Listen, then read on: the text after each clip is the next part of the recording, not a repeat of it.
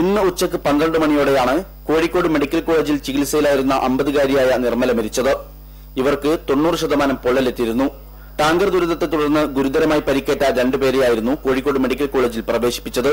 ഇതിൽ ഒരാളെ ഇന്നലെ തന്നെ കോഴിക്കോട്ടെ സ്വകാര്യ ആശുപത്രിയിലേക്ക് മാറ്റിയിരുന്നു. Pariyaram medical college, AKG hospital എന്നിവിടങ്ങളിലായി 13 പേർ ഇപ്പോഴും ഗുരുതരാവസ്ഥയിൽ തുടരുകയാണ്.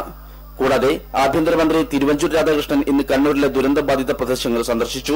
എസ്പിയുടെ അന്വേഷണ റിപ്പോർട്ട് കിട്ടിയാലുടൻ നടപടിയെടുക്കുമെന്ന് അദ്ദേഹം അറിയിച്ചു. ഇനി അതിനകത്തൊന്നും നഷ്ടം ഉണ്ടാകാതെ അതിനാവശ്യമായിട്ടുള്ള പ്രൊട്ടക്ഷൻ കൊടുക്കാനായിട്ട് പറഞ്ഞിട്ടുണ്ട്. ഇതുപോലുള്ള സംഭവങ്ങൾ നമ്മുടെ സംസ്ഥാനത്ത് ഇനി ഉണ്ടാകാതിരിക്കണം.